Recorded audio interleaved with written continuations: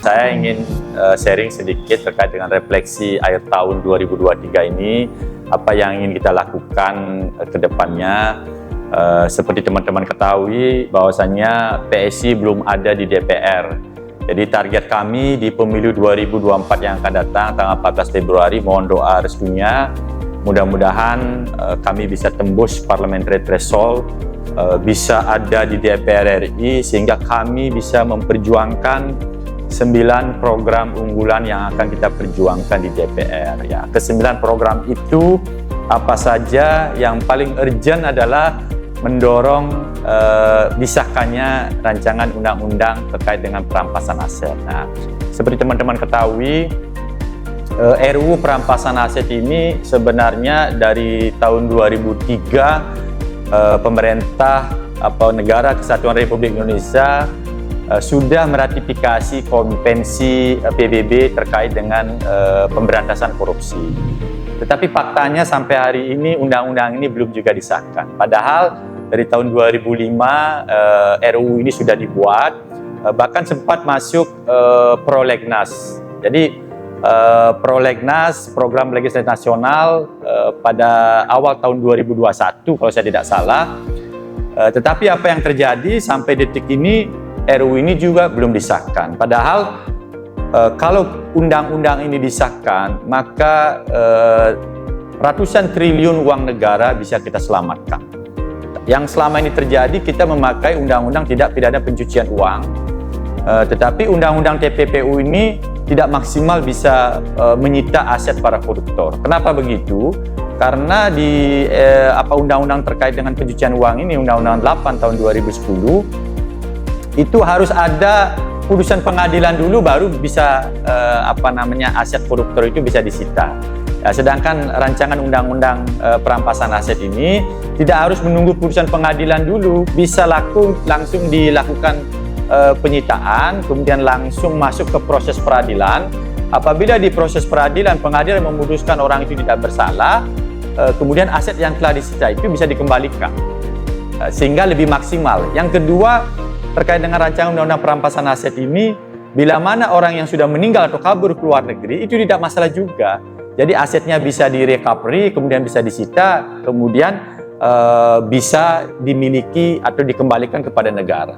Jadi ada beberapa hal positif yang menyangkut substansi yang ada di RUU perampasan aset ini. Apakah karena substansinya itu sangat menakutkan bagi legislator kita yang ada di DPR sehingga mereka khawatir, sehingga mereka takut mengesahkan RUU undang-undang perampasan aset ini? Nah, mungkin kita kembalikan ke para Korea yang ada di DPR tersebut. Apalagi mereka harus menunggu melobi para ketua umum partai. Menurut saya ini tidak pas, karena RUU perampasan aset ini adalah untuk menyelamatkan uang ratusan triliun uang negara yang nantinya bisa di-recovery, yang bisa dipakai untuk kesejahteraan masyarakat. Misalnya untuk membebani biaya BPJS gratis ini yang nanti akan saya sampaikan juga. Nah itu, jadi kita urgent. Yang kedua, kita memastikan kebebasan beribadah tanpa diskriminasi. Seperti teman-teman ketahui, jadi masyarakat kami yang ada di Indonesia, masyarakat kita yang ada di Indonesia, banyak sekali yang mengalami permasalahan ini. Jadi mereka mau beribadah tetapi dilarang, padahal hak untuk beribadah itu adalah hak yang menjadi hak yang paling mendasar untuk warga negara kita. Tetapi faktanya masih banyak dijumpai penyegelan rumah ibadah, entah karena apa, pelarangan orang mau beribadah dan lain sebagainya. Nanti PSI akan concern memperjuangkan ini. Kemudian yang ketiga adalah memperjuangkan pendidikan yang setara dan berkualitas. Jadi pendidikan yang setara dan berkualitas ini wajib kita berikan kepada semua lapisan masyarakat, karena dengan pendidikan yang yang bagus dan berkualitas tentunya akan meningkatkan SDM kita sehingga memudahkan mereka untuk mencari pekerjaan di kemudian hari. Nah, yang keempat ini seperti tagline kami adalah PSI menang, BPJS gratis. Ini sangat penting saya sampaikan juga mewakili DPP PSI bahwasannya tagline kami PSI menang, BPJS gratis ini kami ingin benar-benar memperjuangkan ketika kami ada di DPR nanti, bahwasannya BPJS ini adalah pelayanan kesehatan ini adalah hak seluruh masyarakat kita yang ada di Indonesia. Karena aturan hukumnya sudah jelas. Kalau kita mengacu kepada Undang-Undang Sistem Jaminan Sosial Nasional, Undang-Undang 40 tahun 2004, sebagai implementasi daripada amanat konstitusi kita, yaitu Undang-Undang Dasar 1945, khususnya pasal 28H ayat 3 dan pasal 34 ayat 2, itu tegas dinyatakan di sana bahwasannya setiap warga negara di Indonesia berhak untuk mendapatkan pelayanan kesehatan tanpa terkecuali. Ya, artinya hak untuk mendapatkan layanan kesehatan tanpa terkecuali ini seharusnya dibarengi dengan pemberian BPJS secara gratis. Tetapi faktanya kan yang terjadi justru tidak semua masyarakat kita terkapal oleh asuransi BPJS ini maksudnya. Nah, kenapa begitu? Karena buruknya sistem pendataan kita. Ya, saya bertemu dengan banyak masyarakat, ada yang dapat BPJS, ada yang tidak dapat BPJS. Ya, kenapa? Karena ada kedekatan mungkin dengan klien atau kaling ataupun kepala dusun. Bahkan ada yang warga yang mampu justru mendapatkan BPJS, sementara warga yang tidak mampu tidak mendapatkan BPJS. Nah, untuk menghindari dikotomi kepesertaan dan ketidakpesertaan BPJS ini, maka negara wajib hadir. Ini yang akan kami perjuangkan nanti ketika kami ada di DPR RI, karena duitnya sudah ada. Duitnya ratusan triliun, misalnya sekarang kata kita acuan kita 2021 kan klaim BPJS itu sebesar 113 triliun.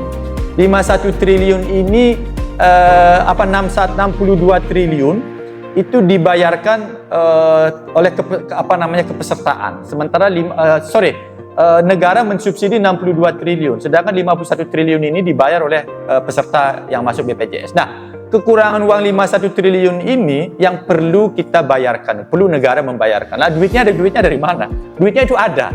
Ya, kita negara itu sudah punya uang. Karena sejak tahun 2022, itu PPN dan PPNBM itu sudah naik dari sebelumnya 10% menjadi 11%. Nah, artinya kalau kita berbicara uang, tahun 2022 itu pendapatan pajak dari PPN dan PPNBM ini, pajak pertambahan nilai dan pajak penghasilan atas barang mewah, ini 860 triliun. Itu tidak butuh 5% saja untuk mengcover sisa 51 triliun kalau kita pakai acuan data 2022. Artinya uang itu sudah ada, tinggal political will dari pemerintah saja, DPR dan eksekutif apakah mau enggak untuk menggratiskan BPJS. Nah, astungkari kalau PSI ada di DPR, kita akan perjuangkan sehingga BPJS ini tidak perlu harus bayar ya, sehingga semua masyarakat berhak atas mendapatkan pelayanan BPJS. Kemudian kita juga akan mempercepat kebijakan energi terbarukan. Berikutnya memperjuangkan kesetaraan hak atas akses internet, pengembangan olahraga, musik dan film, mendorong ketahanan pangan, dan yang terakhir itu melanjutkan dan menyempurnakan program kebijakan dari Presiden Jokowi. Ya, seperti teman-teman ketahui, PSI itu selalu tegak lurus dengan Presiden Jokowi. Karena itu kita mendukung paslon nomor 2, pasangan calon presiden dan calon wakil presiden Prabowo Gibran, karena kita ingin melanjutkan program-program dan menyempurnakan apa yang selama ini telah dilakukan oleh Presiden Jokowi. Nah, itu kalau kami berbicara terkait dengan skup nasional yang akan kita perjuangkan bila kelak PSI ada di DPR. Nah, saya ingin menceritakan juga, menyampaikan kepada teman-teman media, apa yang PSI akan lakukan ketika PSI ada wakil-wakilnya di DPRD Kabupaten Kota, termasuk juga di DPRD Provinsi, kan begitu. Nah, yang pertama, karena kebetulan saya mencalonkan diri menjadi calon legislatif di DPRD Provinsi Bali, Dapil Kota Denpasar, saya nomor urut 1, yang akan kita prioritaskan di Bali itu adalah kalau karena saya bergerak di bidang pengembangan SDM, jadi pengembangan SDM yang berkarakter dan punya kompetensi nanti ke depannya. Caranya seperti apa? Jadi memberikan pemerataan pendidikan dan pelatihan, termasuk juga memberikan beasiswa kepada orang-orang yang punya kompetensi, punya kemampuan untuk mendapatkan pendidikan yang gratis. Ya, salah satu yang ingin saya tekankan di sini adalah melalui sekolah-sekolah seperti Bali Mandara. Nah, sekolah-sekolah seperti Bali Mandara ini harusnya jangan justru dihilangkan. Seharusnya harus lebih banyak sekolah ini dibuat. Karena sekolah itu kan asalkan yang ditampung di sana adalah benar-benar warga yang tidak mampu dan punya prestasi. Kalau itu misalnya bisa kita tambah-tambah, otomatis akan lebih banyak orang berprestasi yang akan bisa diberikan beasiswa, kemudian mereka lanjut ke pendidikan yang lebih tinggi, termasuk perguruan tinggi misalnya. Misalnya meningkatkan status daripada BLK. Nah, saya karena kebetulan bergerak di bidang penempatan sudah lama, hampir 15 tahun, melatih orang, mensertifikasi orang, kemudian memberangkatkan orang ke kapal pesiar, termasuk juga pekerja migran ke darat. Concern saya adalah tenaga kerja yang punya kompetensi. Selama ini kan BLK yang ada kan belum maksimal dikembangkan. Jadi program-program inovatif ini yang perlu juga diberikan. Misalnya kalau pariwisata, coba buka kursus singkat misalnya untuk bekerja mereka keluar negeri, bisa di kapal pesiar dengan didanai oleh APBD dari masing-masing kabupaten kota. Jadi warga-warga yang tidak mampu, kemudian dia punya kemampuan, tinggal diseleksi saja, kemudian latihlah di BLK. Saya rasa biayanya nggak banyak. Nah, ketika mereka sudah dilatih di BLK, pemerintah wajib hadir dengan mensertifikasi mereka. Nah, melalui kerjasama dengan pihak ketiga, atau pemerintah sendiri membuat LSP, lembaga sertifikasi profesi. Karena kan sekarang ada aturan, kalau orang mau bekerja di pariwisata itu sesuai dengan undang-undang pariwisataan wajib punya sertifikat kompetensi. Kalau mereka mau jadi pekerja migran Indonesia atau TKI setelah sebelumnya, atau mereka bekerja ke luar negeri, mereka wajib punya sertifikat kompetensi. Nah, sertifikat kompetensi ini didapat melalui proses yang namanya assessment yang dilakukan oleh lembaga sertifikasi profesi. Nah, yang terakhir tentu menempatkan, jangan kita hanya melatih, kemudian kita mensertifikasi, tetapi kita tidak tempatkan. Nah, dengan menempatkan inilah yang maksud saya, yang ingin saya perjuangkan nanti kelak. Ketika kita punya praksi-praksi di DPRD Kabupaten Kota, termasuk kami di DPRD Provinsi punya praksi di DPRD Provinsi, kami ingin mendorong agar pemerintah Provinsi Bali termasuk kabupaten kota untuk memberikan subsidi kepada calon pekerja migran ini yang berangkat ke kapal pesiar atau ke darat. Kenapa begitu ya? Mereka sudah diberikan pendidikan pelatihan yang dibiayai oleh APBD misalnya, kemudian mereka sudah sertifikasi. Karena kan mereka tidak mampu. Tidak mampu, kemudian mereka punya prestasi. Ya, seberapa sih biaya yang dibutuhkan? Tidak banyak kok. Contoh kalau untuk bekerja di kapal pesiar, itu biaya dibutuhkan mungkin kurang lebih sekitar 15 juta sampai 20 jutaan. Nah, mungkin bisa disubsidi separuh, misalnya 10 juta dengan menggratiskan biaya dokumen dan lain sebagainya. Hanya untuk pertama kali berangkat. Yang kedua, ketiga, dan seterusnya tidak perlu disubsidi. Nah, artinya inilah bentuk kontribusi daripada pemerintah Provinsi Bali, termasuk pemerintah kabupaten kota, untuk mencetak SDM-SDM yang profesional dan handal. Karena ketika mereka pulang ke daerah mereka masing-masing, ini akan menggulirkan perekonomian kita di daerah tersebut. Mereka akan membawa multiplier effect. Mereka bisa membuka usaha, menjadi entrepreneur dan lain sebagainya, yang secara otomatis perekonomian di sana juga akan bergulir. Nah, itu terkait dengan SDM. Yang kedua, terkait dengan pemerataan pariwisata. Pemerataan pariwisata yang saya maksud di sini adalah selama ini kan semua tersentralize di Bali Selatan, termasuk juga di Badung. Nah, ini nanti yang saya akan perjuangkan, bahwasanya yang paling urgent dibangun itu adalah Bandara Internasional Bali Utara. Bandara Internasional Bali Utara ini akan memecah kemacetan, akan memecah terkonsentrasinya segala bisnis di Bali Selatan. Jadi kabupaten kota di Bangli, kemudian di Karangasem, termasuk juga di Jembrane, di Buleleng akan kembali bergeliat. Karena apa? Karena ada Bandara Bali Utara di sana, otomatis akan terbangun usaha-usaha yang baru, pariwisata akan lebih maju di sana, sehingga orang tidak harus datang ke Denpasar, tidak harus datang ke Badung untuk mencari pekerjaan atau mencari nafkah. Termasuk juga untuk pelabuhan kapal pesiar. Jadi selama ini pelabuhan kapal pesiar yang benar-benar dipoles itu hanya di benua. Sementara di Karangasem potensial untuk dibangun. Kemudian di Buleleng potensial untuk dibangun. Tetapi kan fasilitas yang ada di Buleleng seperti di Cilukan Bawang kan tidak benar-benar khusus untuk kapal pesiar. Karena saya kebetulan praktisi penempatan kapal pesiar, saya pernah bekerja 10 tahun di kapal pesiar. Ini yang akan kami dorong nanti, bagaimana biar tidak istilahnya Kabupaten Buleleng, Kabupaten Karangasem, dan kabupaten lain dianaktirikan oleh pemerintah Provinsi Bali. Jadi mesti dibangun pelabuhan-pelabuhan kapal pesiar. Nah, bagaimana caranya untuk menambah destinasi pariwisata ini? Ya kewajiban pemerintah. Pemerintah Provinsi Bali dalam hal ini Dinas Pariwisata untuk datang ke pemilik-pemilik kapal pesiar, sampaikan bahwasanya kita punya pelabuhan kapal pesiar yang sudah representatif, punya daerah-daerah tujuan pariwisata yang sudah bagus.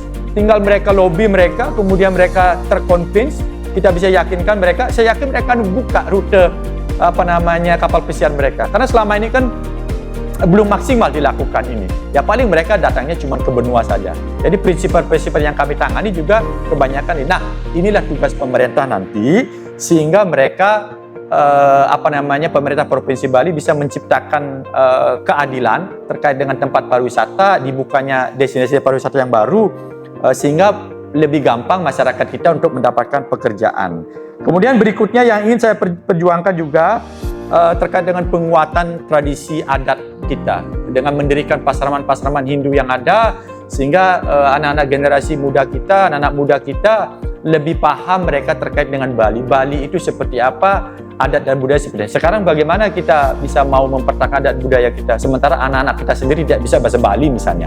Dengan terbangunnya pasraman-pasraman ini, tentu mereka akan lebih pasti berbahasa Bali, lebih mencintai budaya-budaya dan adat kita yang ada di Bali, pintar mereka menggender, pintar mereka megong, dan lain sebagainya. Nah, itu dengan mencintai mereka budaya mereka sendiri, otomatis mereka akan bisa mengembangkan kelak ke depan budaya Bali itu seperti apa yang perlu kita kembangkan. Nah, kemudian yang ingin saya stressing juga adalah bagaimana LPD ini bisa lebih dimaksimalkan untuk penguatan ekonomi kita. Karena kalau yang saya amati, LPD ini adalah jantungnya perekonomian masyarakat kita yang di Bali. Karena apa? Karena masyarakat kita yang membuka UMKM, kemudian mereka ingin membangun usaha, mereka biasanya meminjam uang di bank lokal ini yang namanya LPD. Tetapi faktanya banyak LPD kita bermasalah. Apa yang harus kita lakukan? Merevisi Perda terkait dengan LPD, yaitu Perda nomor 3 tahun 2017. Karena di sana ada banyak kelemahan terkait dengan fungsi pengawasan yang ada di Perda itu, termasuk juga aturan turunannya, yaitu Pergub 44 tahun 2017. Nah, Astungkara, kalau kami ada di DPD Provinsi Bali, kami akan dorong untuk revisi itu, termasuk juga yang terakhir, revisi terkait dengan tanggung jawab sosial perusahaan yang ada di Bali. Kalau saya tidak salah itu Perda tahun 2003, saya lupa Perda 10 atau Perda berapa itu. Faktanya tanggung jawab sosialnya belum maksimal. Kita tidak berbicara terkait dengan CSR saja sekarang.